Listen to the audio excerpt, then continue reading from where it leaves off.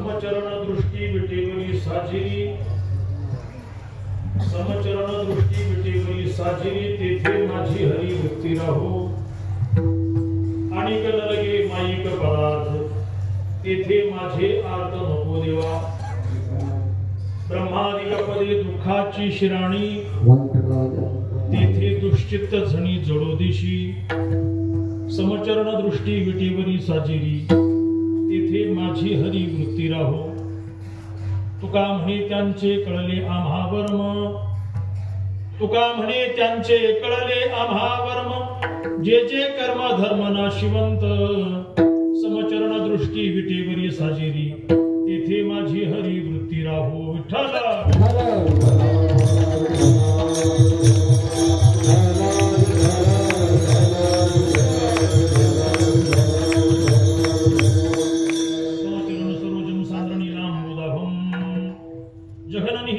मंडनम मंडनानाम तरुण तुलसीमाला कंधरम कंजनेत्रम सदय धवलहासं विठ्ठलं चिंतयामि. पांडुरंगा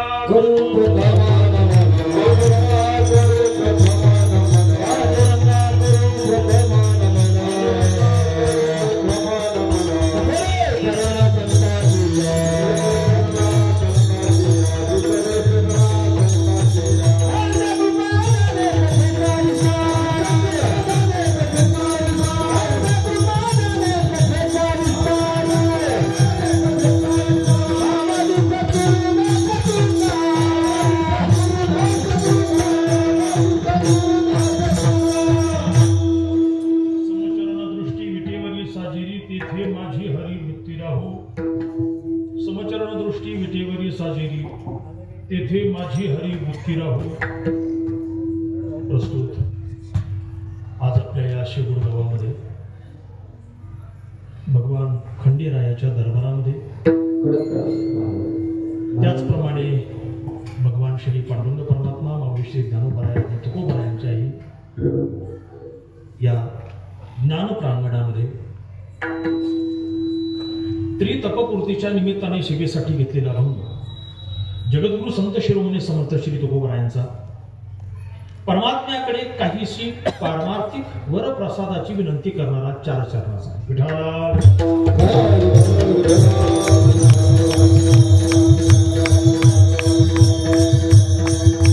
आजची जागरची कीर्तनाची सेवा अर्थात कालेच्या अगोदरची जी सेवा आहे तिचा विषय हा ठरलेला आहे. देवाकडे काहीशी मागणी करावी. मला वाटतं याच्या अगोदरच्या कीर्तनामध्ये इकडे तिकडे फिरता येतं, परंतु आजचा आणि उद्याचा विषय असा आहे की जिथं फिरता येत नाही त्या विषयाशी आपण बंदिस्त असतो, बांधलेले असतो. परमात्म्याकडे काहीशी मागणी करायची हा आजच्या दिवसाचा एक निर्बंध आहे, दंडक आहे. खर तर मागणी ही कधी असायला पाहिजे? नियमाप्रमाणे. पूर्ण कार्यक्रम झालेला पाहिजे का अगोदर पाहिजे? नियमाप्रमाणे तरी पाहिजे. पूर्ण झाले. उद्याच्या काल्याच्या कीर्तनाने कार्यक्रमाची पूर्णता आहे, अर्थात पूर्णाहुती आहे. पूर्णाहुती झाल्याशिवाय अगोदर मागणी करणं तसं युक्त नाहीये, युक्तियुक्त नाहीये.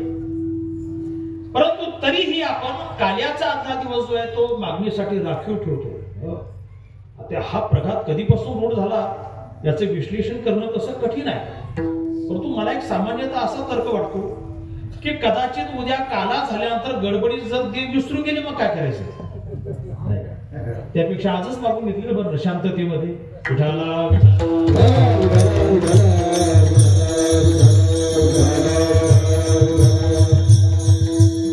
त्यातल्या त्यात दरवर्षीच्या सप्ताहामध्ये तर आपण काहीतरी देवाला मागतोच. आणि मागण्यासाठी मला असं वाटतं चांगले कीर्तनकारी निवडले असतात. जसं कोर्टामध्ये महत्वाची केस लढायची असेल तर वकील चांगले पाहिजेत ना, तसे. आणि त्यातल्यात आज आता त्रितपपूर्तीची मागणी आहे. गेली 36 वर्षे आपण हा नामसप्ताहाचा कार्यक्रम अव्याहतपणे चालू ठेवलेला आहे.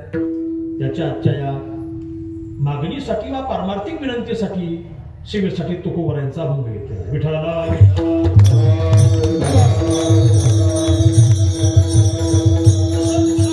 मागणी हा विषय आपल्याला नवीन नाहीये. मागणी हा विषय तसा सर्वांच्या परिचित विषय आहे. लोक दररोज एकमेकाला मागणी करतात, काहीतरी हे देता का, ते देता का, तुमचा पेन देता का, मोटरसायकल देता का, थोडंसं जाऊन यायचं नाही का, कधी कधी टोपी देता का हार घालण्यासाठी, असं होते की नाही. आम्हालाही म्हणावं लागतं, लक्ष देता का आमच्याकडे, म्हणावं लागतं की मागणी हा विषय तसा सर्वसामान्य आहे. परमार्थातही मागणी जाणवते आणि व्यवहारामध्ये मागणी असते. थोडासा भेद लक्षात घ्या. व्यवहारामध्ये मागणी आहे, परमार्थामध्ये आपण त्याला मागणी म्हणतो, पण त्याला मागणी म्हणावं का हा वेगळ्या चिंतनाचा विषय आहे. व्यवहारामध्ये मागणी ही दररोजची आहे. मला तर असं वाटतं मागणी केल्याशिवाय किंवा दिल्या घेतल्याशिवाय दिवसही मावळला जात नाही. सांसारिक जीवनाची पूर्तता त्याच्याशिवाय होत नाही. मागितलं जातं, दिलं जातं, घेतलं जातं, हा दैनंदिन व्यवहार आहे. परंतु तोच व्यवहार जर आपण परमार्थामध्ये ठेवला तर परमार्थ आणि संसार याच्यामध्ये असणारी जी सीमारेषा आहे ती आपल्या ध्यानात येणार नाही. म्हणून त्याची भिन्नता लक्षात येण्यासाठी आपल्याला त्याच्यामध्ये बारकाई शोधावी लागेल, सूक्ष्मता त्यात आपली लक्षात घ्यावी लागेल. मला असं वाटतं आपला संसार नीटनेटका व्हावा यासाठी जे मागितलं जातं त्याला फार तर मागणी म्हणा, परंतु आपला परमार्थ नीटनेटका व्हावा असं जर वाटत असेल तर त्याला मागणी न म्हणता त्याला वरप्रसादाची विनंती म्हणावा, पारमार्थिक विनंती म्हणावा.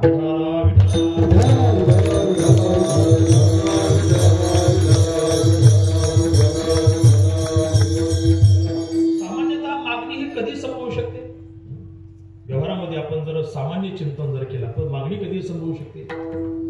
ज्यावेळी आपल्या जीवनामध्ये एखाद्या गोष्टीची उणीव आहे, अर्थात अभाव आहे, कमतरता आहे, त्याची आपल्याला आवश्यकता आहे, तेव्हा अशा परिस्थितीमध्ये काय मागणी संभवत असते.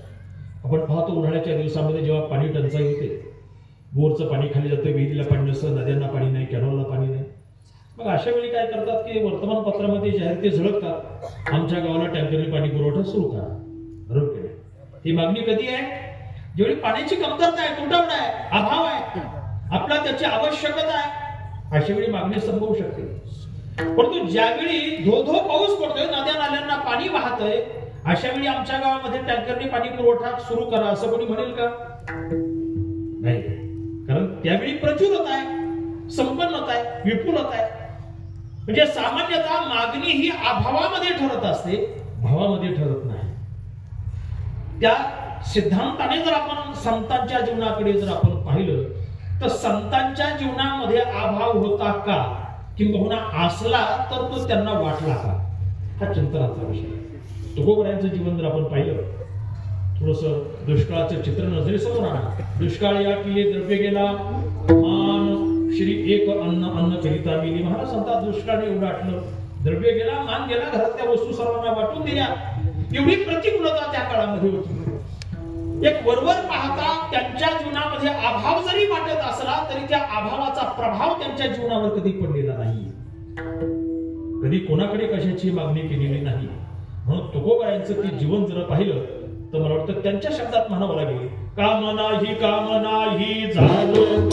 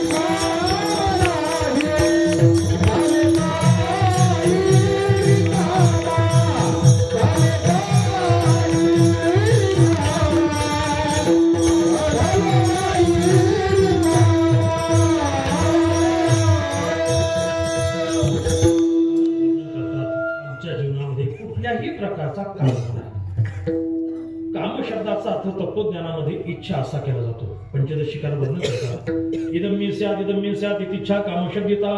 मला हे मिळावं, मला हे हवंय अशी माणसाची जी इच्छा आहे त्याला काम असं म्हणतात. म्हणून महाराज वर्णन करतात आमच्या जीवनामध्ये कुठल्याही प्रकारची कामना अर्थात इच्छा नाहीये.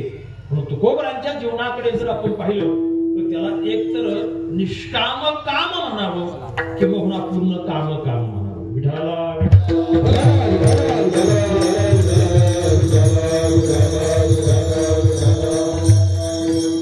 तुकोबरायांचं जीवन जर निष्काम काम किंवा पूर्ण काम असेल मग तुकोबरायांच्या जीवनात जीवनामध्ये मागणी हा शब्द प्रयोग काय आहे? बरोबर नाही. आणखी तुकोबरायांचा जर आपण आणखीच पाहिलं, आपण त्याचा भाव, स्वभाव, प्रभाव या सर्व गोष्टी जर पाहिल्या, एका ठिकाणी महाराज स्पष्ट शब्दामध्ये वर्णन करतात, काही मागणे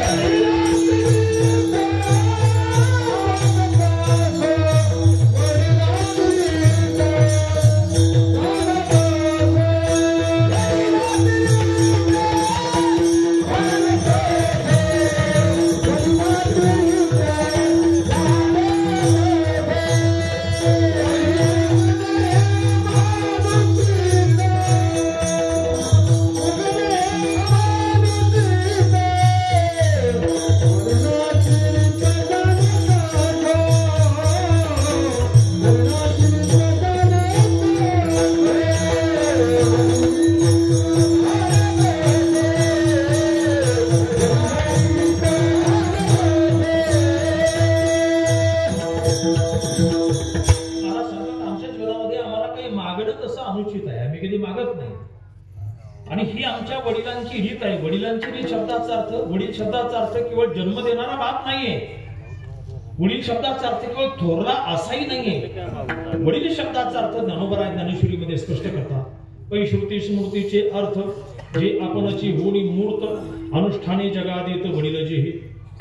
श्रुतीचे आणि स्मृतीचे अर्थ ज्यांच्या जीवनामध्ये क्रियात्मक अनुष्ठानाच्या रूपाने समाजापुढे आदर्शभूत ठरतात त्यांना वडील असं म्हणतात.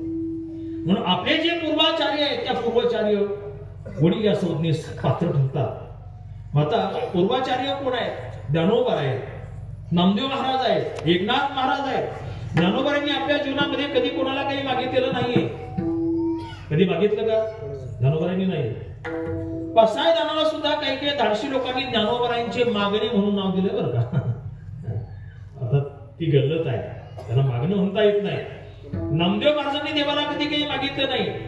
नामदेव महाराज देवाला कधी निक्षून सांगतात, देवा तुला जरा काही कमी पडलं असं तर माझं घे, परंतु तुझं मला काही नको आहे. माझे सर्वस्व तू घे, तुझी नको काही, मनोरथांची नाही चाड मज. देवा मला काही नको आहे. एकनाथ महाराजांनी काही मागितलं नाही. मग ज्या परंपरेच्या कलशस्थानी शोभणारे जे तुकोबर आहेत ते देवाला कधी काही मागतील अशी कल्पना करणं कठीण. म्हणून पूर्वाचार्यांची ही रीतही आहे. आणि दुसरी गोष्ट, वडिलांची जर परंपरा त्यांची पाहिली तर त्यांचे पूर्वज जे विश्वंभर बाबा, एक कथा अशी सांगितली जाते. विश्वंभर बाबा पंढरपुरात सपत्नीक दर्शनासाठी गेले. विश्वंभर बाबांनी पांडुरंग परमात्म्याचं दर्शन घेतलं. थोडे पुढे सरकले, त्यांच्या पत्नीनं दर्शन घेतलं. आणि पत्नीने दर्शन घेत असताना काहीतरी अशी कुटकुटल्याचा आवाज त्यांच्या कानी आला. विश्वंभर बाबांनी टॉपर विचारलं, म्हटले काय म्हटली देवाला तू? काय बोलली? म्हटले काही नाही. काहीतरी तू बोलली. नाही म्हटले काही नाही बोलली. मला कळलं पाहिजे की नाही, तू काहीतरी बोलली, मला आवाज आलेला आहे. तेव्हा त्यांनी खुलासा असा केला, म्हटले मी देवाला सांगितलं की देवा बरीच वर्ष झाली लग्नाला, पोटी काही संतान नाहीये, तेव्हा काहीतरी संतान प्राप्ती व्हावी अशी देवाला प्रार्थना केली. विश्वंभर बाबा असे रागावले, महाराज तुला एवढ्यासाठी पंढरपूर आणलं का? हे देवाकडे मागत असतात का? असं नाही नाही, नको नको, ते त्या ठिकाणी बोलले. मग ज्या परंपरेचे पूर्वज जे आहेत ते जर एवढे निष्काम होते, त्या परंपरेमध्ये प्रगटलेले तुकोबर आहेत ते किती निष्काम असतील.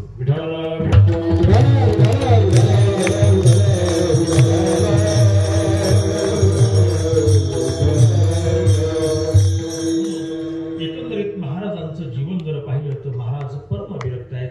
देवाकडे कधी काही मागितलेलं नाहीये. आता कोणी असं म्हणेल की आमच्या गाथेमध्ये, मालिकेमध्ये मागणीपर प्रकरणातले अभंग आहेत ते कसे काय आहेत? नाही का.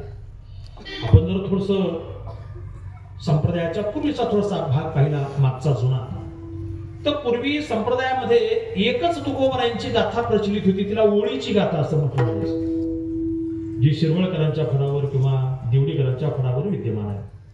सरळ सरळ गाथा, त्यात प्रकरण वगैरे काही नाही. परंतु आमच्या गुरुनाम गुरु सद्गुरु जोग महाराजांनी या गाथेतील प्रकरण तयार केले त्यातून त्याचं विषयाचं वर्गीकरण केलं. कीर्तनकारांना, प्रवचनकारांना, अभ्यासकांना, भजनवाल्यांना एक सोयीस्कर व्हावं अभ्यासाच्या दृष्टीने म्हणून त्या गाथेचं प्रकरण वाईज वर्गीकरण त्यांनी केलं. मग त्याच्यामध्ये काही बघा नामपर मिळाले, काही संतपर मिळाले, काही आणखी अद्वैतपर मिळाले, काही प्रासंगिक मिळाले, त्याच्यामध्ये काही पुन्हा मागणीपर अभंग मिळाले. म्हणून तेही एक स्वतंत्र प्रकरण झालं.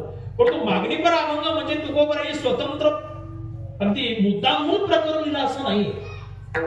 जसं नामपर अभंग झाले, संतपर झाले, नाही का. आता आपण काय करूया, काही मागणीपर अभंग लिहू म्हणून पेन घेतला आणि लिहायला बसले असं नाहीये.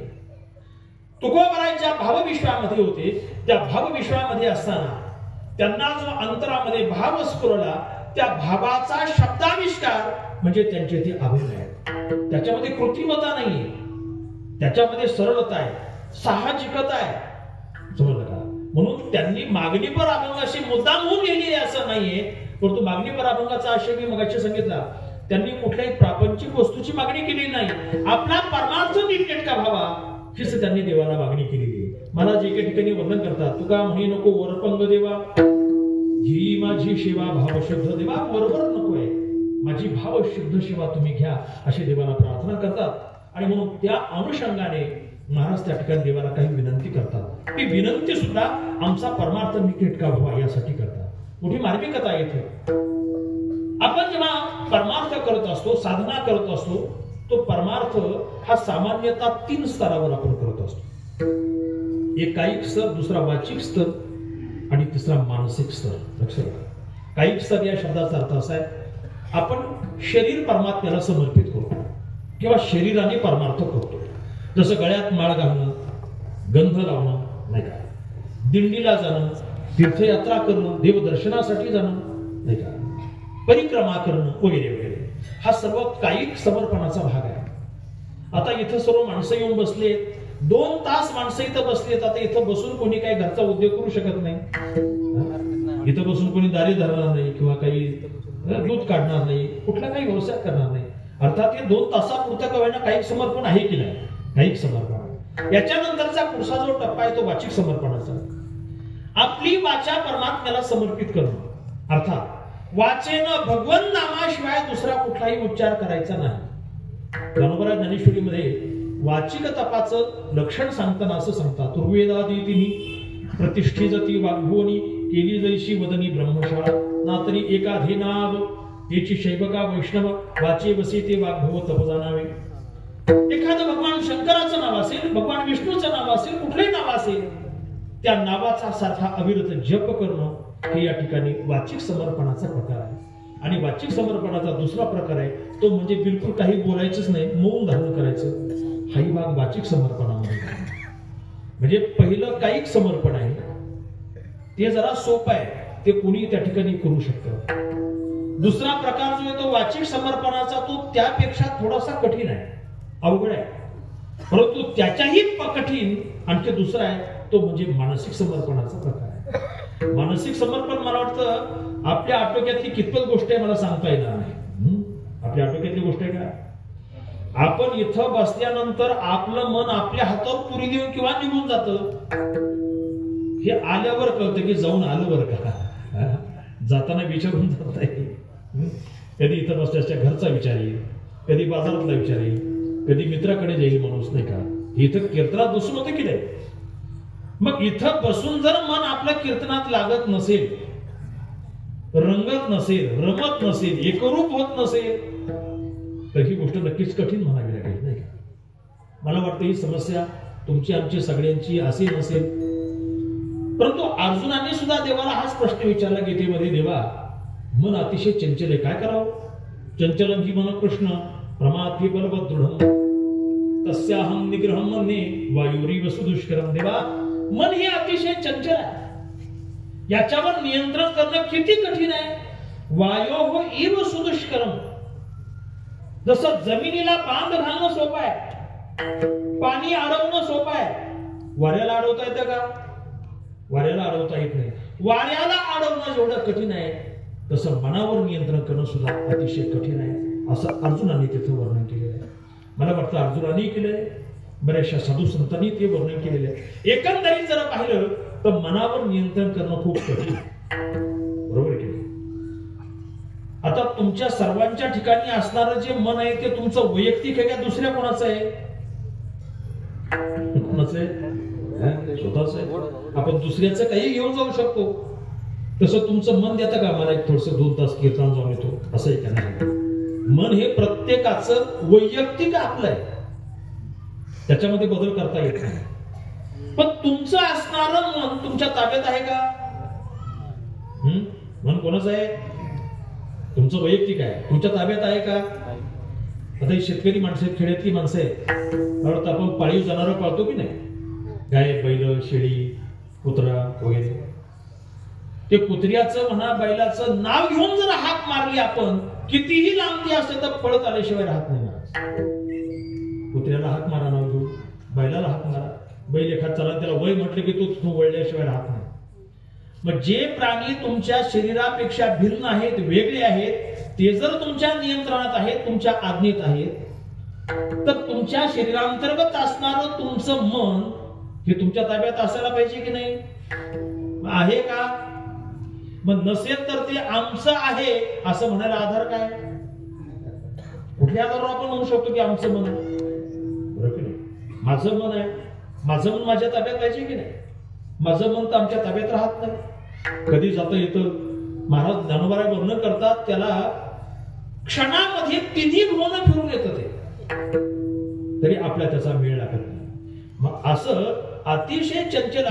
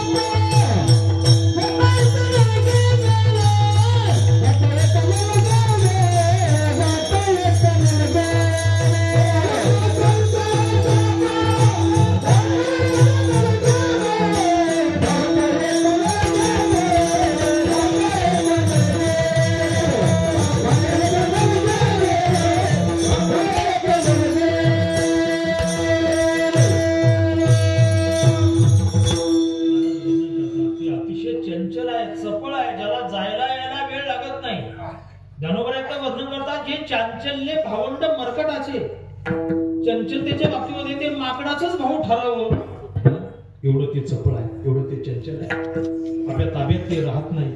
परंतु गंमत अशी, जोपर्यंत मन आपल्या ताब्यात राहत नाही तोपर्यंत खऱ्या अर्थाने आपल्या परमार्थाची सुरुवात होत नाही. परमार्थ हा केवळ बाह्यतः नाहीये, बाह्य कार्य नाहीये. परमार्थ हा आंतरिक आहे, अंतरंग आहे. बाहेर आपण मी सांगितलं गंध लावू शकतो, पांढरे कपडे घालू शकतो, दिंडीला जाऊ शकतो, सर्व करू शकतो, गळ्यात माळ घालू शकतो. ते गैर आहे असं मी म्हणणार नाही. ते परमार्थाचं लक्षण आहे. आम्हा अलंकार, माळा, मुद्रांचे शृंगार, तुळशीचे हार, वाहूकंठी या गोष्टी आहेत. परंतु परमार्थाची खरी सुरुवात होती की ज्यावेळी तुम्हाला मनाचं साह्य लाभेल. असं सांगतात, संसार नीटनेटका व्हावा असं जर वाटत असेल तर वित्ताची अनुकूलता असावी, आणि परमार्थ नीटनेटका व्हावा असं वाटत असेल तर आपल्या चित्ताची अनुकूलता असावी, चित्ताचं साह्य असावे. म्हणून तुकोबराय वर्णन करता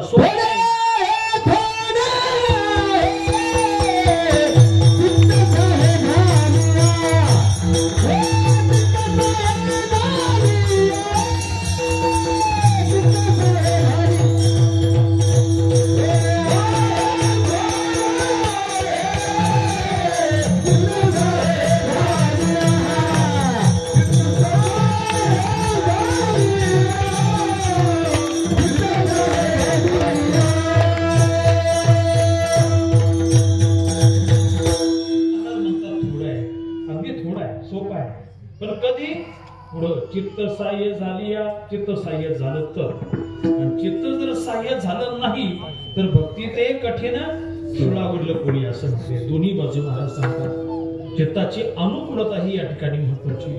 आपण मला वाटतं देवपूजेला बसल्यानंतर आपलं चित्त त्याच्यामध्ये रंगतं का? कीर्तनाला बसल्यानंतर आपली चित्ताची सहायता मिळते का? नोटा मोजताना आपल्या चित्ताची सहाय्यता मिळते का? नोटा जर मोजत असेल तर चित्ताची सहाय्यता मिळते का? नोटा महाराज एवढे मन लावून मोजतात, तो मोजणारा तर एवढा तल्लीन होतो महाराज, दुसरा पाहणारा सुद्धा तल्लीन, डबल गेली डबल गेली, त्याचं तर लक्ष आहेच आहे, पण हाही लक्ष देऊ लागला. एवढी माणसं तल्लीन होतात.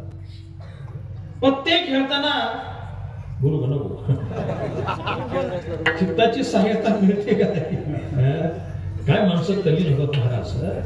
एखादं घरचं पोरग नको, बाबा चला उठा जेवायला बोलवलंय, जेवण थांब थांब एवढा होऊ दे जरा, थोडा रे पुढे एवढे माणसं तल्लीन होतात. मग तिथं जर तुमचं चित्त एवढं तुम्हाला सहाय्यभूत होतं तर परमार्थामध्ये का होऊ नये? परमार्थामध्ये व्हायला पाहिजे. म्हणून मी सांगितलं, परमार्थाची साधना खऱ्या अर्थाने तेव्हा सुरुवात होईल जेव्हा तुमचं चित्त तुम्हाला सहाय्यभूत ठरेल. तशी कठीण गोष्ट आहे पण सोपी पण आहे. तुम्हाला एक थोडीशी क्रिया सांगतो. सकाळी पहाटे जेव्हा तुम्ही उठता, तर जे पहाटे उठत असतील त्यांच्याबद्दल, सगळीच पहाटे उठली असं काही सांगता येत. काहींची पहाट सकाळी 8 वाजता उठत असते. 8 वाजता उठले तरी म्हणतात मी आज पहाटे लवकर उठलो. म्हणजे 10 वाजता उठे सोय, मग 8 वाजता उठली की त्यांची पहाटच म्हणावी लागेल करते. सकाळी लवकर उठल्यानंतर डोळे बंद करून आसनावर बसा. जाग आल्यानंतर तुमच्या मनामध्ये काहीतरी विचार येत असतात. सगळ्यांचा जाग आले की तुमच्या मनात काहीतरी विचार येतात. आज कोणाला भेटायचं, कोणाला फोन करायचा, कोणाकडून काय आणायचं, कोणाला काय द्यायचं, आजचं नियोजन काय. सकाळी उठल्याच काय होतं, ते चक्र सुरू होतात. हे चक्र कुठपर्यंत चालू असतात माहिती आहे का तुम्हाला? सकाळी उठल्यानंतर सुरू झालेले हे वैचारिक चक्र जे आहे हे कुठपर्यंत चालू असतात? संध्याकाळी झोपेपर्यंत. जेव्हा वैचारिक चक्र थांबतात तेव्हा झोप येते का जेव्हा तुम्ही झोपता तेव्हा ते चक्र थांबतात? काय अनुभव आहे तुमचा? विचार चक्र थांबल्यानंतर झोप येते का झोपल्यानंतर विचार चक्र थांबतात? तुम्ही सर्वजण दररोज झोपतात हे गृहीत धरून मी विचारतोय तुम्हाला. असं काही नवीन मोठा प्रश्न विचारला असेल. विचार जेव्हा थांबतात तेव्हा झोप येते का जेव्हा झोप येते तेव्हा विचार थांबतात? बोला बोला बोला, काय हरकत नाही. सगळ्यांचे विचार घेतले पाहिजे. काय होतंय? जास्त अवघड प्रश्न विचारल्यासारखं करतोय. विचार चक्र थांबतात तेव्हा झोप येते का झोप येते तेव्हा विचार चक्र थांबतात? विचार चक्र थांबतात तेव्हा झोप येते, झोप येते तेव्हा विचार चक्र थांबत नाही. म्हणून काही माणसांना संध्याकाळी 11 वाजता 12 वाजता तरी झोप येत नाही. डॉक्टरला जाऊन गेलो, डॉक्टर रात्री 12-1 वाजता झोपच येत नाही, अंथरुणावर पडून राहतो पण झोपच येत नाही. तर डॉक्टरांच्या नाड्या सगळ्यांच्या हातात असतात. का झोप येत नाही त्यांना माहिती. किती वाजता झोपता म्हटले? 11 वाजता. मग हे मच्छरदानी वगैरे सर्व व्यवस्थित आहे, तरी झोप काय येत नाही? पण डॉक्टरकडे पर्याय असतो. म्हटले मग काय करा, गोळी घेऊन जा आणि झोपण्याच्या टायमाला गोळी घ्यायची. आता सुरुवातीला त्या गोळीने काय होतं की गोळीच्या प्रभावामुळे झोप लागते, पण 4-8 दिवस झाल्यानंतर ती गोळी पुन्हा पचनी पाडल्यानंतर पुन्हा जैशी येते. पुन्हा डॉक्टरकडे. डॉक्टर म्हणले पहिल्यासारखंच व्हायला लागलं. काय होतंय? म्हणजे झोप येत नाही. गोळी घेता? हो गोळी चालू आहे. किती गोळी घेता? म्हणजे तुम्ही सांगितल्याप्रमाणे रात्री झोपताना 1 गोळी घेतो. म्हटले उद्यापासून 2-2 गोळ्या घ्यायचा, डोस वाढवा. पुढे पुढे प्रकार असा होतो त्या गोळ्याच आत जाऊन झोपी जातात, हे बाहेर जागीच. आणि मग अशा परिस्थितीमध्ये झोप येण्यासाठी माणसं काहीतरी कृत्रिम उपाययोजना करतात. इथं सांगत नाही. झोप येण्यासाठी झोपच येते. मुख्य मुद्दा असा आहे, जोपर्यंत विचार चक्र शांत होत नाही तोपर्यंत झोप येत नाही. सकाळी उठल्यानंतर एक काम करा, असं नसतं बसा, डोळे बंद करा.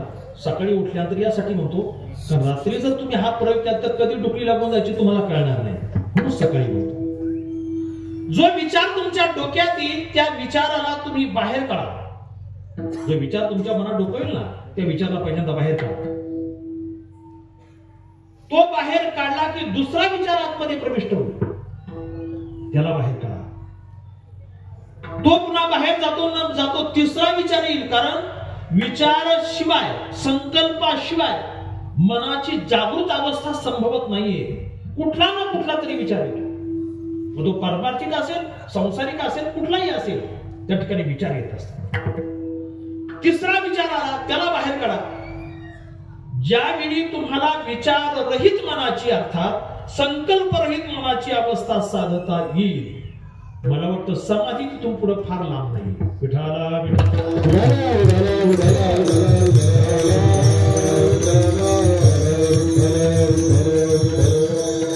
ज्या गोष्टी एवढ्या सोप्या नाही, तुम्ही 8 दिवस प्रयत्न करून पहा, यश आलं तर मला सांगा.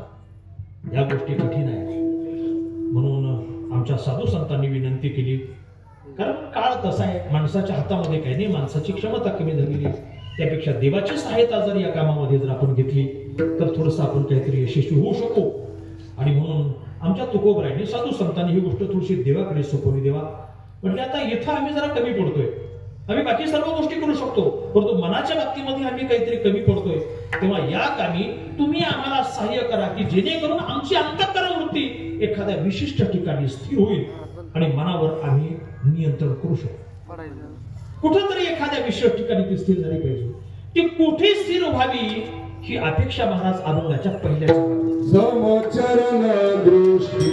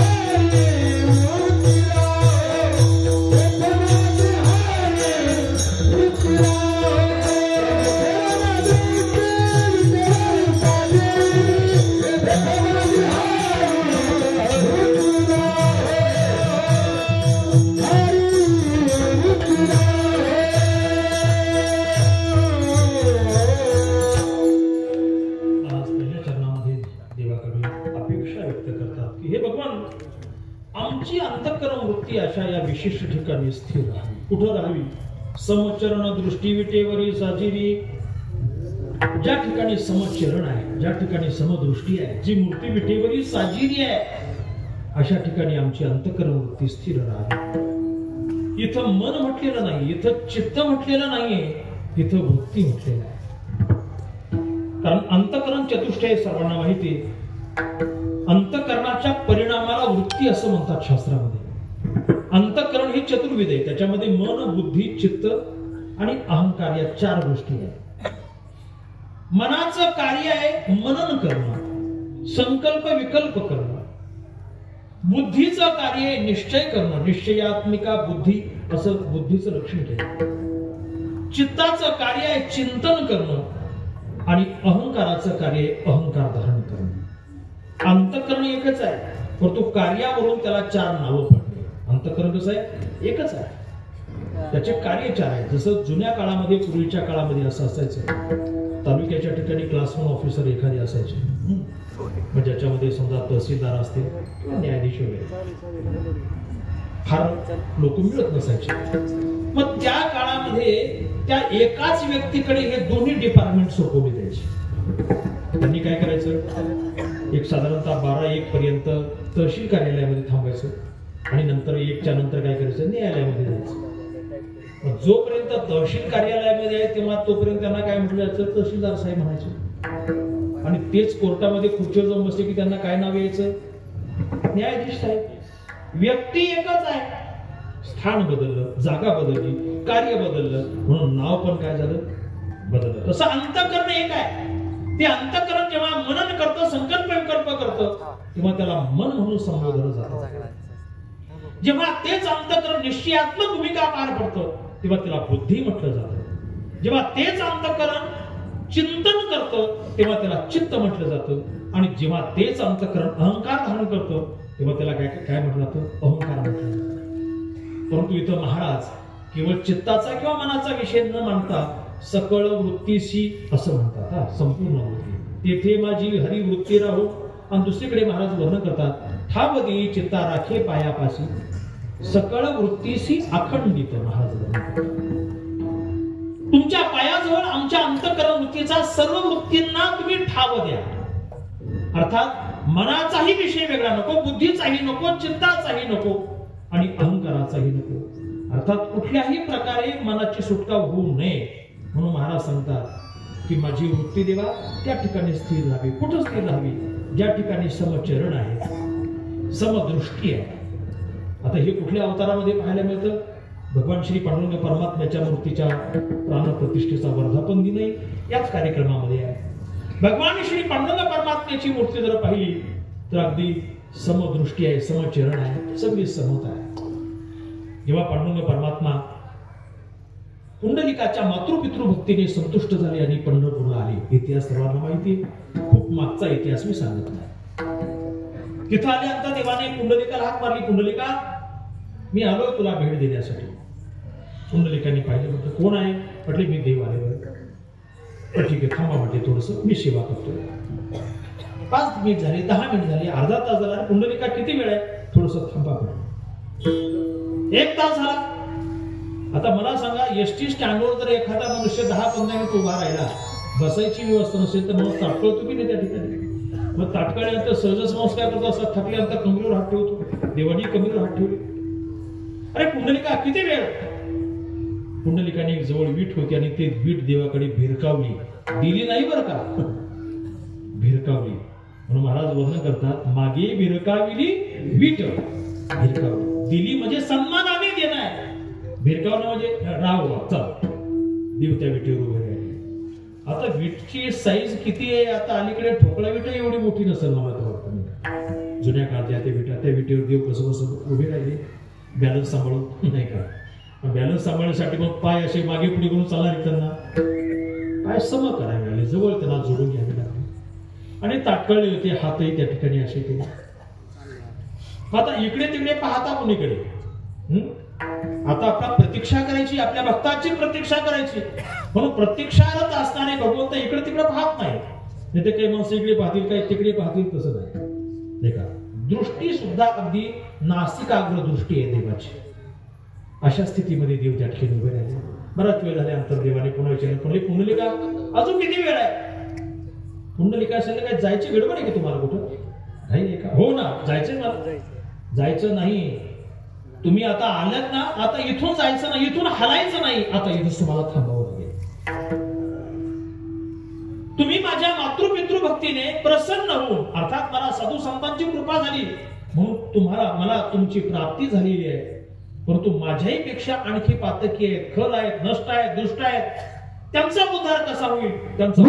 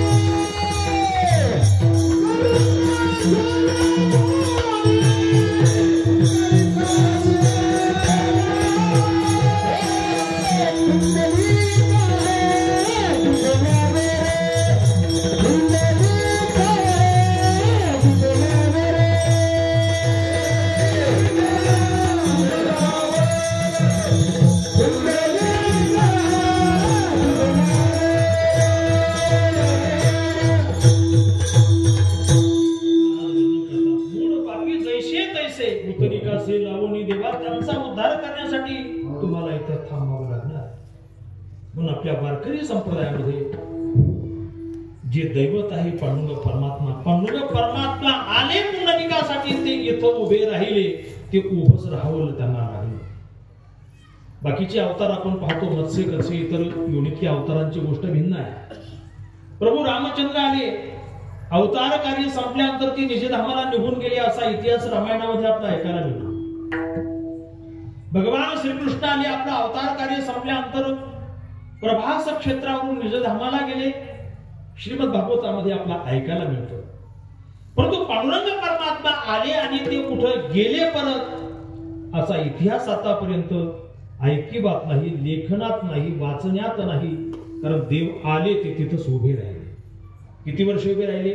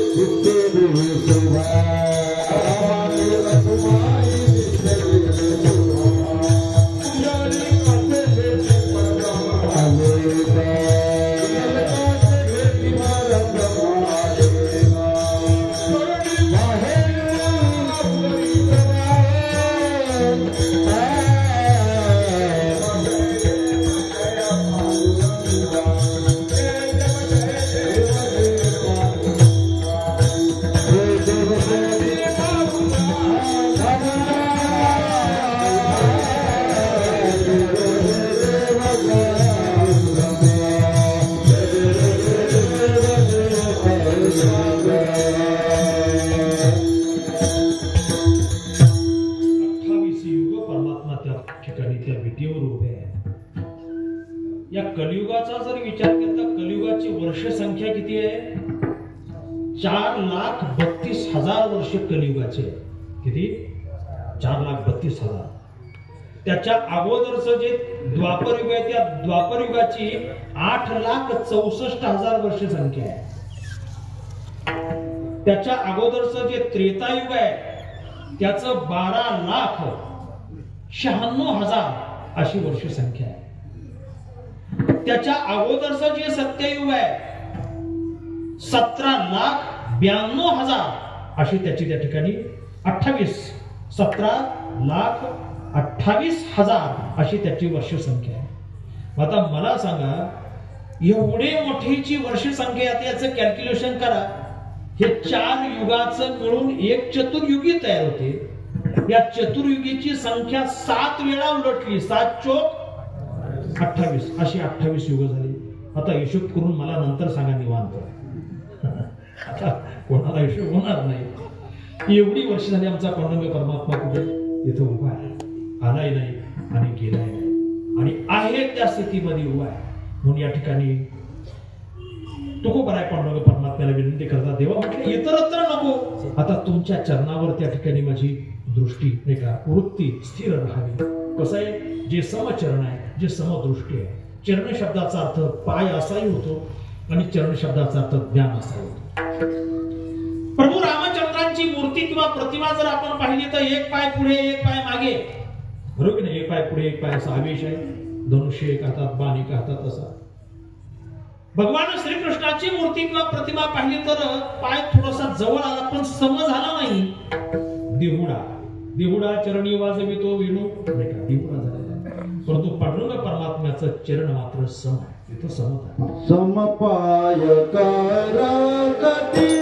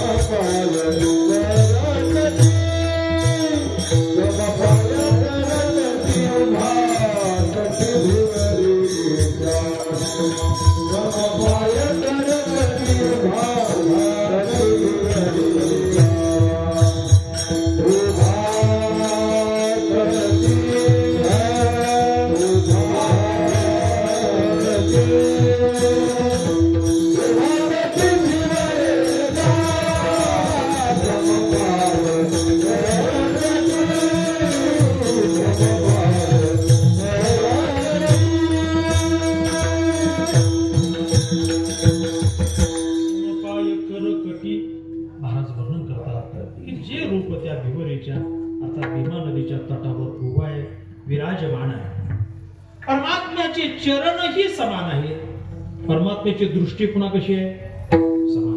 दृष्टी समान. मला वाटतं समता पांडुरंगाच्या अवतारातच साधली गेली बरं का. म्हणून तिथं समचरण आहे, समदृष्टी आहे, एका समकर आहे, सममूर्ती आहे, वैषम्य नाही. समशब्दाचे अर्थ अनेक होतात बरं का. समशब्द हा तसा गणितशास्त्रीय शब्द आहे. समसंख्या विषमसंख्या आपण म्हणतो की सम कशाला म्हणायचं, ज्या संख्येला 2 या संख्येला निशेष भाग जातो त्याला आपण काय म्हणतो, समसंख्या. तसं 2, 4, 6, 8 वगैरे समसंख्या आहे.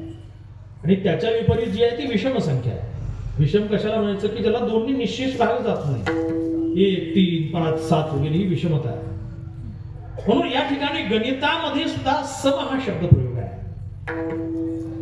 संस्कृत मध्ये सुद्धा सम हा शब्द प्रयोग म्हणण्यापेक्षा त्याला आपण उपसर्ग म्हणू, सम्यक प्रकारेण असं त्याला म्हणतात. सम योग्य प्रकाराने. संगीत क्षेत्रामध्ये सुद्धा सम आहे की नाही. मला वाटतं संगीतातली सम ज्याला कळल तेव्हाच ते गायन किंवा वादन सम, वैषम्याच बाजार असं मला काही हरकत नाही. समीवर आल्यानंतर नाही का, जे काही जाणकार लोक आहेत ते लगेच मान डोलवल्याशिवाय राहत नाही किंवा हात केल्याशिवाय राहत नाही. सम करते काही लोकांना. संगीतामध्ये सम आहे. इंग्लिश मध्ये सुद्धा सम आहे. स्पेलिंग भेदाने SOME सम आणि SUM सम आहे की नाही, इंग्लिश मध्ये आहे. तत्वज्ञानामध्ये सम या शब्दाचा अर्थ ब्रह्म असा होतो. सम शब्दाचा अर्थ गीतेमध्ये सुद्धा निर्दोषमी समम ब्रह्म तस्मात् ब्रह्मणिते स्थित. ब्रह्म हे सम आहे. किंवा महाराजांची वर्णन करतात ब्रह्म सर्वगत सदा सम जेथ अणुही नाही विषम वगैरे. इथं सम या शब्दाचा अर्थ सारखं पण आहे आणि सम या शब्दाचा अर्थ ब्रह्मरूपता. आणि आणखी व्यावहारिक बाजूने थोडं सांगायचं झालं तर आमच्या पांडुरंग परमात्म्याकडे एवढी समता आहे महाराज. पांडुरंग परमात्मा कोणालाही समाविष्ट करून घेऊ शकतो. पांडुरंग परमात्म्याकडे भेद नाही. पांडुरंग परमात्म्याकडे विषमता नाहीये. आपण नेवाशाला देवदैत्यांच्या जेव्हा पंक्ती बसली आणि मोहिनी रूपामध्ये त्यांना अमृत वितरण केलं गेलं, तो प्रसंग नजरी समोर आला. त्या मोहिनी भगवंताने देवाच्या पंक्तीला अमृत वाटलं आणि राक्षसांच्या पंक्तीला मदिरा वाटली. म्हणजे वैषम्याचा दाव टाकला का नाही तिथं? विषमता, भेद सूचकता त्या ठिकाणी आहे. तसं पांडुरंग परमात्म्याकडे कुठल्याही प्रकारचा भेद नाही. आमच्या पांडुरंग परमात्म्याच्या वारीमध्ये पहा तुम्ही, वारीमध्ये सगळे जण जातात, तिथं भजनी जातात, वारकरी जातात, नाही का, टाळकरी जातात, यापेक्षा खिशे कापूही जातात तुम्ही, काही पोटभरही जातात. त्यांना बाकी काही घेणं नसतं, म्हणजे भजनाचं घेणं नसतं, काय असतं, फक्त ते सकाळच्या पंक्तीला सापडले का थेट संध्याकाळच्या पंक्तीला सापडले, दिवसभर सापडले. तुम्हाला मोठा अनुभव असेल त्याचा. अशी आहे. बरं, तिथं जाणारे काय क्लासरूम ऑफिसर पण आहेत, सामान्य कामगार पण आहेत, व्यावसायिक आहेत, उद्योजक आहेत, दुकानदार आहेत, सर्व क्षेत्रातली माणसं आहेत. पांडुरंग परमात्मा असं म्हणत नाही की अमके अमके विशिष्ट लोकच माझ्याकडे, असं नाहीये. तिथं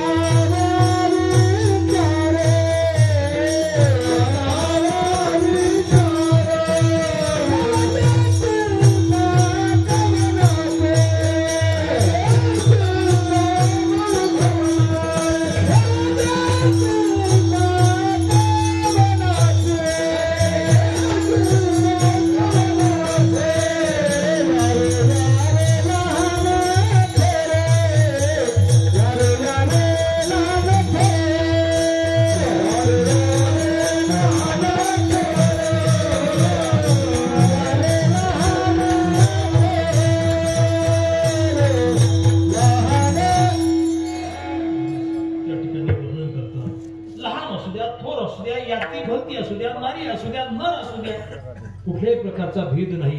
अर्थात सर्वांच्या बाबतीमध्ये जी समानता आहे, ती समानता तुम्हाला तिथे पाहायला मिळेल. म्हणून मी सांगितलं, जिथं समदृष्टीपण आहे, पाहण्यामध्ये कोणाकडे भेद नाही. म्हणून ज्या ठिकाणी देवा समाचरण आहे, ज्या ठिकाणी समदृष्टी आहे, त्या ठिकाणी माझी वृत्ती राहावी, ही माझी विनंती आहे. यापेक्षा दुसरं आम्हाला काहीच नको. अभंगाचं दुसरं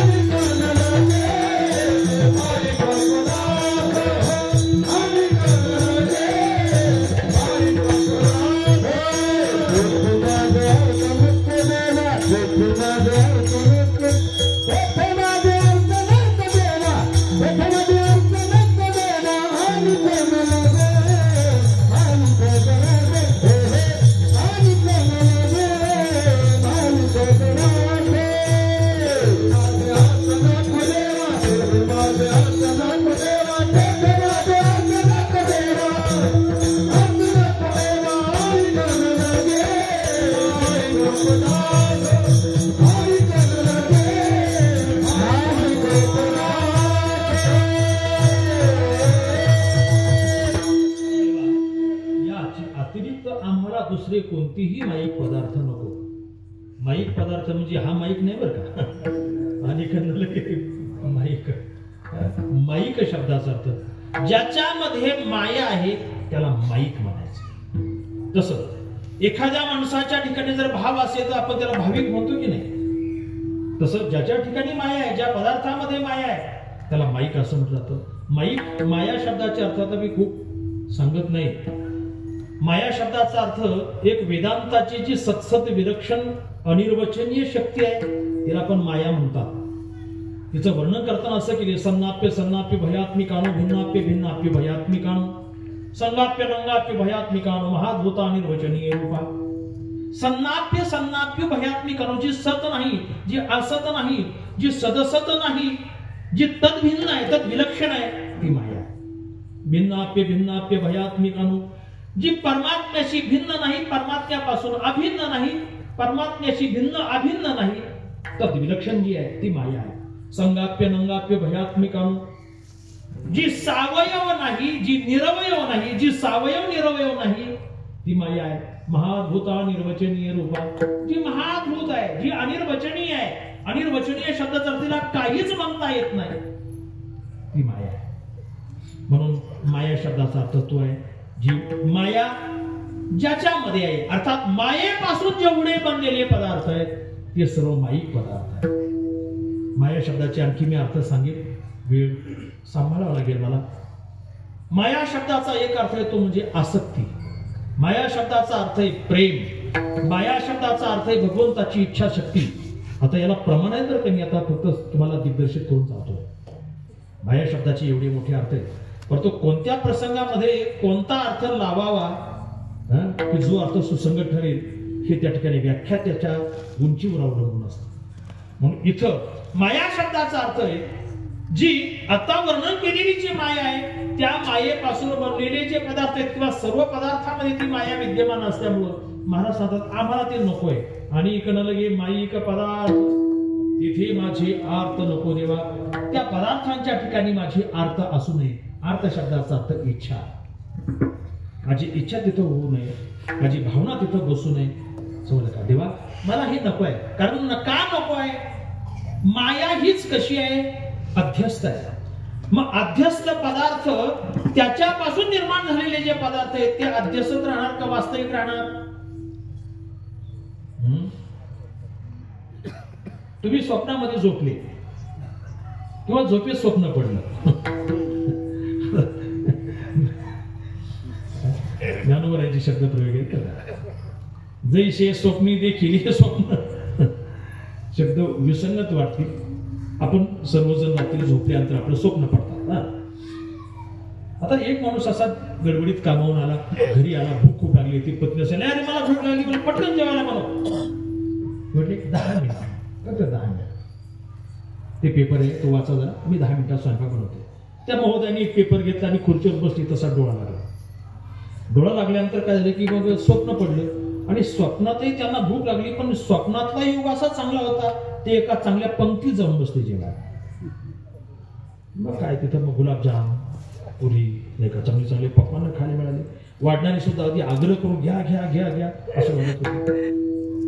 चांगलं पोटभर जेवण झालं आणि हात धुणार तेवढ्यात पत्नीचा आवाज आला, हो उठा स्वयंपाक झाला, या बसून जेवायला. हे कडबडून जागा द्या. मग आता काय खाल्ले? मला आता जेवायला उठा सांगितलं, मग आता हे खायचं का ते खाल्लेलं? स्वप्नातले पदार्थ, त्या पदार्थातून झालेली तृप्ती ही सर्व कशी आहे? स्वप्न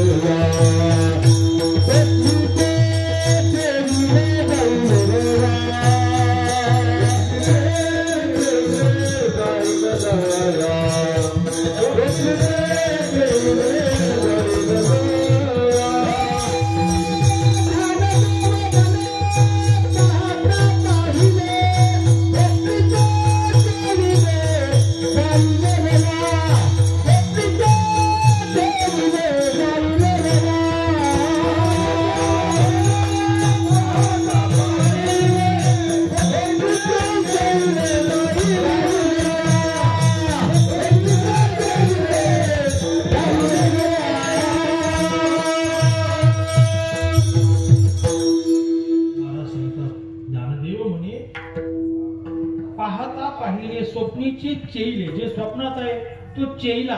चेला म्हणजे जागा झाला. चेव येणं हा विदर्भातला शब्द बरं का. मला चेवच आला नाही लवकर असं आपण आळंदीला ऐकलेलं. जागा झालेला जो मनुष्य आहे तो ज्याप्रमाणे आता त्या स्वप्नातल्याचा कुठल्याही प्रकारची उपयोगिता अनुभवू शकत नाही. स्वप्नातली स्त्री कल्पित, तिने बनवलेले पक्वान्न कल्पित, ते आपण खाल्लं तीही गोष्ट कल्पित आणि त्यावेळी पोट भरून जी तृप्ती मिळाली ती सुद्धा कशी आहे? याचं खरं काय? तशी माया कल्पित, मायेपासून झालेले पदार्थ कल्पित, त्यांची उपयोगिता कल्पित.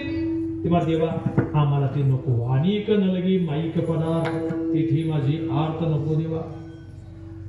आता माईक पदार्थ म्हणजे या जगतातले पदार्थ, ज्याला आपण ऐहिक म्हणू, इहलोकीचे पदार्थ म्हणू. परंतु देवाला असं वाटू नये की तुकोबाराची नजर पारत्रिक भोगावर आहे की काय गो. म्हणून ते पारत्रिक भोगही आम्हाला नको. अभंगाचं तिसरं शब्द ब्रह्मादिका पद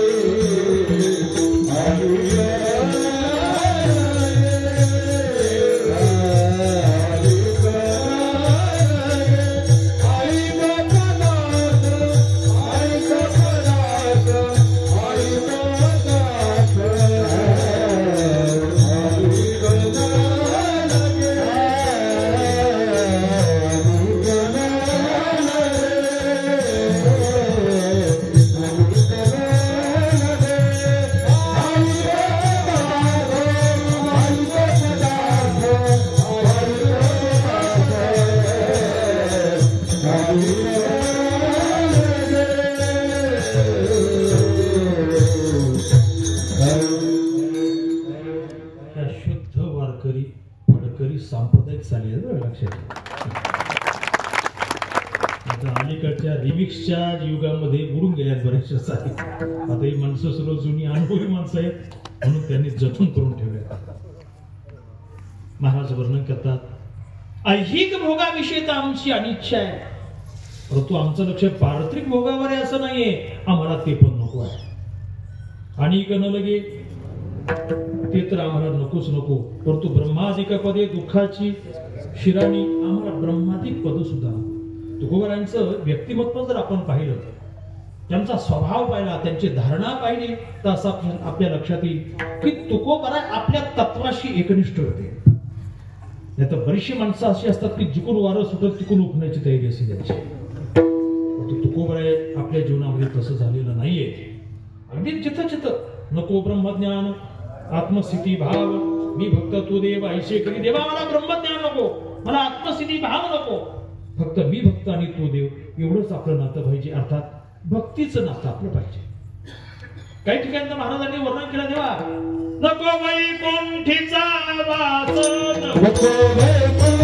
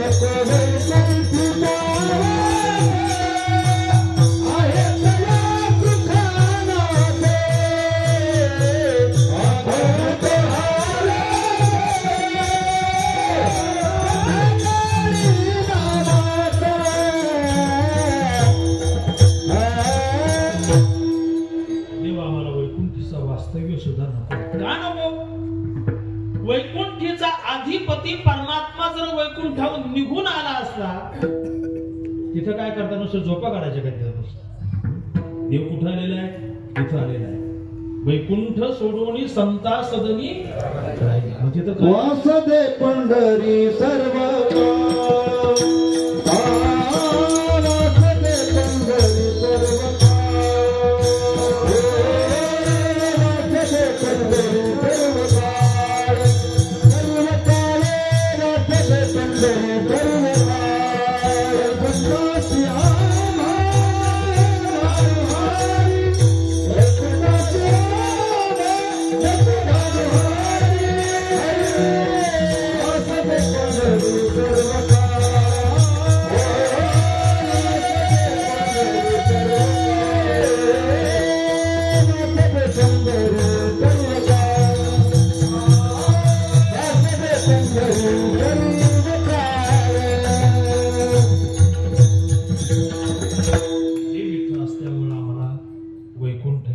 स्वर्गाबद्दल त्यांचं वर्णन तुका म्हणे पावटणी करू स्वर्गीची निशाने आता सरळ प्रमाणे म्हणतो आम्हाला स्वर्ग नको आम्हाला वैकुंठ नको मग आता जी माणसं वैकुंठात गेले ते तिथं राहिले असतील का तिकडच गेले का दुसरीकडे गेले आता हा वेगळ्या चर्चेचा विषय तो इथे मी मांडत नाही परंतु जे खरे भगवत भक्त आहेत ते वैकुंठात राहिले नाही ते पुन्हा या ठिकाणी आले घेईन मी जन्म याजसाठी देवा तुझी चरणसेवा साधाव्या महाराजांनी वर्णन केले म्हणून देवा आम्हाला ब्रह्मादिक पद नको आदि शब्दाने हे सर्व आलं वैकुंठ आलं स्वर्ग आलं सर्व आलं ब्रह्मादिक पद तर सर्वात उच्च आहे श्रेष्ठ आहे ते का नको ब्रह्मदेव म्हणजे काय सामान्य गोष्ट नाहीये ब्रह्मलोकात जाणं आणि त्या ब्रह्मपदावर विराजित होणं सामान्य गोष्ट नाहीये परंतु ज्ञानोबा त्याचा खुलासा असा करतात जो शतएक जन्मा जन्मोनी ब्रह्म कर्मा करी तोची ब्रह्मा आननो हे जो 100 जन्म लगातार ब्राह्मणाच्या कुलामध्ये घेऊन ब्रह्म कर्म संपादन करी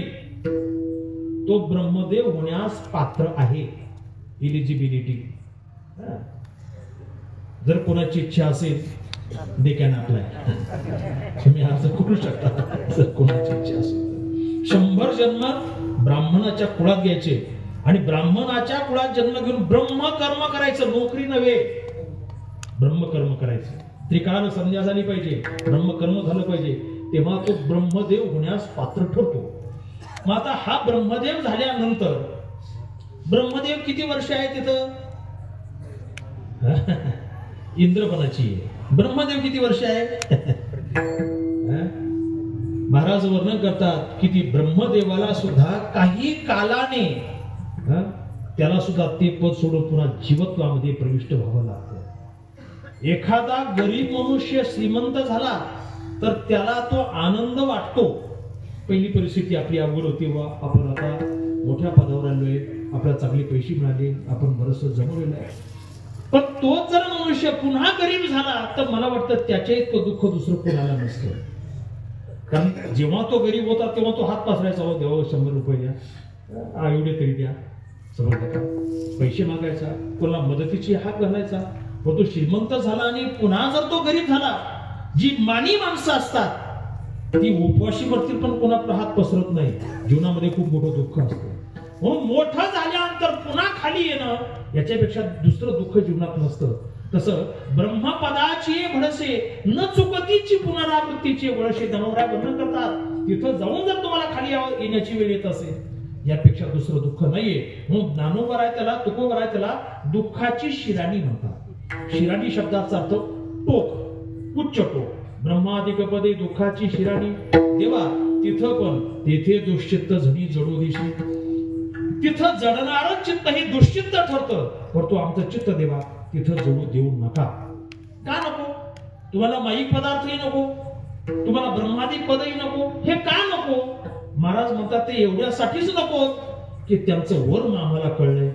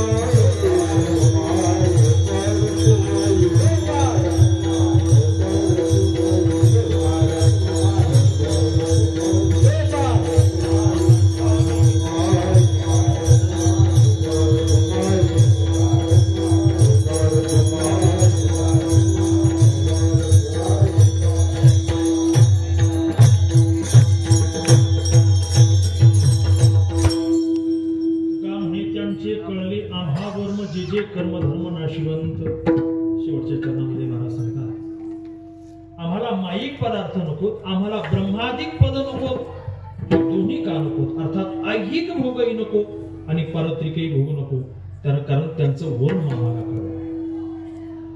माईक पदार्थ अर्थात ऐहिक भोग हे कर्माचं फळ आहे आणि ब्रह्मादिक पद जे आहे ते धर्माचं फळ आहे. मूळतः कर्म आणि धर्म हे दोघही नाशिवंत असल्यामुळं त्यांचे फळ माईक पदार्थ आणि ब्रह्मादिक पद नाशिवंत असतील हे वेगळं सांगण्याची गरज नाहीये. म्हणून महाराज सांगतात की त्यातलं वर्म आम्हाला कळलेलं आहे, म्हणून आमचं लक्ष तिकडे जाऊ नये, आम्हाला ते नको आहे. म्हणून तुका म्हणे त्यांचे कळले आम्हा वर्म, जे जे कर्म धर्म नाशिवंत. मग आम्हाला काय पाहिजे? आम्हाला दुसरं काही नको. समचरण दृष्टी विटेवरी साजिरी, येथे माझी हरी वृत्ती राहो. अभंगाचं ध्रुवपद हे पहिलं चरण आहे बरं का. खुलासा मुद्दाम करतो, बरेच लोकांच्या लक्षात येत नाही. कारण बरेचदा आपल्या वारकरी संप्रदायाचे जे अभंग असतात त्या अभंगाचं दुसरं चरण आपण सर्रास ध्रुवपद म्हणून वापरत असतो. परंतु ध्रुवपद या शब्दाचा अर्थ असा आहे, जे पद ज्या अभंगात ध्रुव अर्थात आढळ स्थिर असून ज्या पदामध्ये अभंगकर्त्याने एखादा विशेष सिद्धांत सांगितलेला आहे आणि ज्या चरणाचा इतर सर्व चरणाशी एक संबंध विशेष आहे ते त्या अभंगाचे ध्रुवपद मानावं.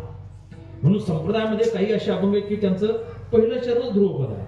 श्री गुरु सारिका असता पाठी राखा पहिलं चरण आहे. काय वानो आता नपुरे वाणी पहिलं चरण आहे. सत्यतो विठ्ठला पहिलं चरण आहे. हरिपाठातील दुसरं चरण हरिमुखे म्हणा संपूर्ण हरिपाठात एकच ध्रुवपद आहे. बरोबर की नाही? म्हणून ध्रुवपद या शब्दाचा अर्थ असा आहे की अभंगकर्त्याने ज्याच्यामध्ये विशेष सिद्धांत सांगितलेला आहे आणि ज्या चरणाचा इतर सर्व चरणाशी एक विशेष संबंध आहे त्याला ध्रुवपद म्हणावं. दुसरी गोष्ट, ध्रुवपद याच्यामध्ये दृष्टांत असता कामा नये. ध्रुवपद हे नकारार्थी असता कामा नये, हे त्याचे नियम आहेत. इथं अनेक नलगे नकार आला, अनेक नलगे माईक पदार्थ याच्यामध्ये नकार आला. जसं श्रीगुरु सारखा असता पाठीराखा या अभंगातलं दुसरं चरण काय आहे? राज याची कांता काय भीक मागे, दृष्टांत आहे. दृष्टांत ध्रुवपद ठरत नाहीये. म्हणून ध्रुवपद जे आहे ज्याच्यामध्ये विशेष सिद्धांत आहे. तुकोबरा इथं काय सांगतात? देवा, जिथं समचरण आणि समदृष्टी आहे तिथं माझं चित्त राहावं. समचरण दृष्टी विटेवरी साधू,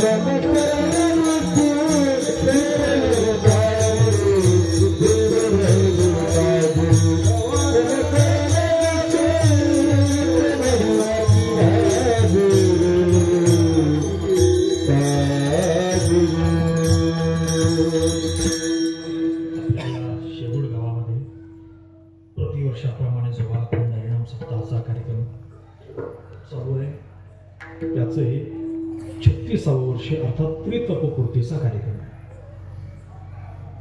36 वर्षापूर्वी जेव्हा हा कार्यक्रम सुरू केला तेव्हा मला वाटतं अतिशय छोट्या प्रमाणामध्ये असेल, अतिशय छोटा असेल. कधी ट्यूब लागत नसेल, कधी आवाज नीट येत नसेल, 2 टाळकरी इकडे 2 टाळकरी तिकडे, कोणत्या टाळाला दोर आहेत, विण्याला तारी आहेत की नाही, तर जुना काळ 36 वर्षापूर्वीचा. परंतु ज्यांनी कोणी हा कार्यक्रम इथं सुरू केला त्या काळामध्ये मला वाटतं त्यांचे खूप मोठे उपकार आहे. ज्याच्यामध्ये अग्रपणे ज्यांचा विचार करावा लागेल, ज्यांच्या मार्गदर्शनाने कार्यक्रम चालू आहे आमचे हरिभक्त परायण भास्कर महाराज, त्याचप्रमाणे त्यांचे सहकारी हरिभक्तपरायण सानप महाराज आहे, कुठे महाराज, सर्व महाराज मंडळी, आता माझ्यापेक्षा ज्येष्ठ मंडळीत आमच्या संस्थेतले माझे ज्येष्ठ गुरुबंधू आहेत. त्यांनी या ठिकाणी येऊन मोठे परिश्रम घेऊन मला वाटतं ही पारमार्थिक भूमी आज जे तयार केलेली आहे हे सर्व श्रेय या जुन्या मंडळांचं आहे. त्याचप्रमाणे त्यांना ज्यांनी सहाय्य केलं त्या काळातले जे ग्रामस्थ आहेत, आज त्यातले काही असतील काही नसतील कदाचित, परंतु त्यांचे प्रयत्न सुद्धा कमी नाहीये. मला असं वाटतं की आज या 36व्या वर्षामध्ये या तरुण वर्गाचा उत्साह पाहिल्यानंतर असं वाटतंय की इथं शेगुड गावामध्ये खरोखर परमार्थ फलद्रूप झाला असं म्हणलं काही हरकत नाही. आज हा तरुण वर्ग कुठं गुंतल काही सांगता येत नाही, कुठं गुंतल काही सांगता येत नाही, परंतु या परमार्थामध्ये तो आला, गुंतला. एवढा मोठा कार्यभार ज्यांनी आपल्या खांद्यावर घेऊन हा कार्यक्रम यशस्वी करण्याचं जे प्रतिज्ञा कंकण बांधलेलं आहे, मला वाटतं या तरुण वर्गाला सुद्धा द्यावे तेवढे धन्यवाद पुरे. परंतु धन्यवाद देताना मी एक थोडीशी सूचना ही असं देईन की जर कोणाच्या गळ्यात माळी नसतील तर घालायला काही हरकत नाही. म्हणजे अधिकृतपणे पारमार्थिक होता येईल, ॲथॉराईज ज्याला म्हटलं जातं तसं होता येईल. गळ्यामध्ये माळी घाला, हा मार्ग चांगला आहे. आमच्या साधू संतांनी जो मार्ग सांगितलेला आहे तो अतिशय चांगला आहे, ज्याच्यामध्ये खरं सुख, खरं शांती, खरं समाधान मिळतं, जे इतरत्र कुठं तुम्हाला मिळणार नाहीये. तेव्हा या ठिकाणी आपल्या या खंडेरायाच्या या दरबारामध्ये आपलं जे ग्रामदैवत आहे, मला आता माहिती मिळाली, मी पहिल्यांदाच आत गेलो, जेजुरीपेक्षाही जुनं ठिकाण आहे अशी मला माहिती मिळाली. आपलं जागृत देवस्थान आहे आणि त्याचबरोबर पांडुरंग परमात्म्याच्या मूर्तीची प्राणप्रतिष्ठाही मागे झालेली आहे, दानोबरांच्या तुकोबरांच्या मूर्तीची प्राणप्रतिष्ठा झालेली आहे. म्हणजे आपले परमार्थाचं जे अधिष्ठान आहे ते नक्कीच पक्क आहे असं मला काही हरकत नाही. या देवांच्या कृपेने, संतांच्या कृपेने, त्याचप्रमाणे या सर्वांच्या सहकार्याने, सहयोगाने हा कार्यक्रम संपन्न होतोय. अर्थात तीर्थपूर्तीचा कार्यक्रम संपन्न होतोय, अतिशय आनंदाची गोष्ट आहे. आजच्या या कार्यक्रमाला आपल्या परिसरातील सर्वच क्षेत्रातील मान्यवर आले, गावातील परिसरातील आलेले आहेत. त्याच्यामध्ये एक शैक्षणिक क्षेत्र असेल, राजकीय असेल, धार्मिक असेल, सर्वच क्षेत्रातील उद्योजक असतील, कोणी काय असतील, या सर्वांच्या सहयोगाने हा जो कार्यक्रम झालेला आहे, इथे येण्याचा योग आला. मला आमचे गुरुबंधू हरिभक्तपरायण मधुकर महाराज सानप त्यांनी आपल्या तरुण वर्गाच्या ग्रामस्थांच्या वतीने आजची सेवा दिली आणि त्यानुसार इथं येण्याचा योग आला. मी मगाशी सांगितलं, आता जेव्हा मी आल्यानंतर ही सर्व जुनी मंडळी भेटली, मला खूप आनंद वाटला. म्हटलं यांच्या भेटी कधी कधीच होतात, म्हटलं काही नेहमी होत नाही. आणि सर्व बऱ्याच वर्षांतर भेटल्यानंतर म्हटलं बरं झालं तुमची सर्वांची भेट झाली. तेव्हा सर्वांच्या सहयोगाने संपन्न झालेली सेवा भगवंताची चरणी समर्पित करूया. शिवेला विराम देण्यापूर्वी एक छोटीशी सूचना आहे. या ठिकाणी आमचे माऊली श्री ज्ञानोबरायांचा जो हरिपाठ आहे तो आम्ही कोरोनाच्या काळामध्ये त्याच्यावर इंग्रजीमध्ये विस्तृत भाष्य केलेलं आहे. आपल्याला सर्वांना ज्ञात आहे की कोरोनाचा काळ किती प्रतिकूल होता. कीर्तन बंद, सप्ताह बंद, कीर्तनकारही आपले, मग कीर्तनकारांनी मात्र काहींनी त्याचा सदुपयोग केला होता, काहींचाही धीर सुटला होता, तो भाग वेगळा आहे. आम्ही त्या काळामध्ये माऊली श्री ज्ञानोबरायांच्या हरिपाठावर विस्तृत विवेचन केलं. युगायुगाने या ग्रंथाला अभिप्राय मिळाला. आपल्या पंढरपूर देवस्थानचे अध्यक्ष त्यांचा अभिप्राय, त्याच्यानंतर महाराष्ट्राचे राज्यपाल भगतसिंग कोश्यारी साहेबांचा अभिप्राय आहे, त्याच्यानंतर पुणे विद्यापीठाचे कुलगुरू त्यांचा अभिप्राय, जिथं आमचं शिक्षण झालं, त्याच्यानंतर MIT विश्वशांती केंद्र त्यांचा अभिप्राय आहे, वारकरी शिक्षण संस्थेचा अभिप्राय आहे, ज्ञानेश्वर महाराज देवस्थान समितीचा अभिप्राय, मोजके 4-5 अभिप्राय आहे. त्याच्यानंतर एक 5-6 पानाची इंट्रोडक्शन आहे, ज्याला आपण प्रस्तावना किंवा प्रास्ताविक म्हणतो.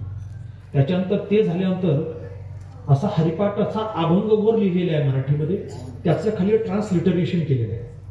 हे ट्रान्सलिटरेशन करताना संस्कृतच्या नियमाप्रमाणे केलेलं आहे, म्हणजे ह्रस्व दीर्घाची चूक कोणी काढू नये एवढी दक्षता त्याच्यामध्ये घेतली. त्याच्या खाली प्रत्येक चरणाचा इंग्रजीतून सरळ अर्थ दिलेला आहे आणि पुढच्या पानावर त्याचं विवेचन करत असताना मग वेद, उपनिषद, भक्तिसूत्र आहे, त्याच्यानंतर मग ज्ञानेश्वरी, अमृतानुभव आहे, श्रीमद भागवत आहे, महाभारत आहे, आदी ग्रंथाची समर्पक प्रमाणे घेऊन त्याचं विवेचन केलेलं आहे. म्हणजे PhDचा शोध निबंध जसा सप्रमाण साधार असतो तशी याची रचना केलेली आहे. म्हणजे अभ्यासकांच्या दृष्टीने हा अतिशय दर्जेदार आणि महत्त्वाचा ग्रंथ आहे. की म्हणजे कोणाच्या तरी ग्रंथाचं भाषांतर केलेलं नाहीये. ज्ञानोबरायांनी आम्हाला जे सिद्धांत आमच्या बुद्धीमध्ये प्रक्षेपित केले ते सिद्धांत आम्ही याच्यामध्ये मांडलेले आहे. तेव्हा हा ग्रंथ आपल्या संग्रही असणं गरजेचं आहे, असावं. त्याचं कारण आहे, मला वाटतं प्रत्येक घरातील मुलं आता इंग्लिश मिडियमला शिकायला जात आहेत, नाही का? आजोबाला जर सही करा म्हटलं तर ते अंगठा दाखवतात, म्हणजे सही येत नाही. परंतु नातू मात्र फाट इंग्लिश बोलतात घरामध्ये. उद्या ही मुलं जेव्हा मोठी होतील, कर्तबगार होतील, समाजाच्या जबाबदाऱ्या जेव्हा त्यांच्या खांद्यावर येतील, तेव्हा त्यांनाही वारकरी संप्रदाय काय, वारकरी संप्रदायाचं तत्वज्ञान काय आहे हे कळण्यासाठी या पुस्तकाची उपयोगिता निश्चितच महत्वाची ठरेल. आणि दुसरी गोष्ट, ज्यांना मराठी येतच नाही असे जे परभाषिक माणसं आहेत त्यांना सुद्धा संत वाङ्मय काय, संतांचं तत्वज्ञान काय हे या ग्रंथातून समजेल. आमचे पुस्तकं इतर कुठल्याही पुस्तकाच्या दुकानात विक्रीला नाहीत, फक्त आमच्या सोबत असतात. ज्यांना हवं असेल कीर्ताचांतर या ठिकाणी मिळेल. आणि दुसरं एक पुस्तक आमच्या वारकरी शिक्षण संस्थेचं आहे की ज्याच्यामध्ये वारकरी शिक्षण संस्थेच्या 103 वर्षाचा इतिहास याच्यामध्ये आहे, हे मराठीमध्ये आहे. मी त्या संपादन समितीचा अध्यक्ष असल्यामुळं ते पुस्तक माझ्याकडे आहे. तर हे पुस्तक ज्याच्यामध्ये सुरुवातीपासून जे संस्थेची 4 वर्ष पूर्ण केलेली विद्यार्थी त्यांची नावं आहेत, तत्कालीन शिक्षकांचा अल्प परिचय आहे, संस्थेचे उद्दिष्ट ध्येय सर्व काय आहे, तेव्हा ही पुस्तक या ठिकाणी आहे. त्याचाही इथं लाभ घ्यावा. झालेली सेवा भगवंताची चरणी समर्पित करूया. ज्ञानेश्वर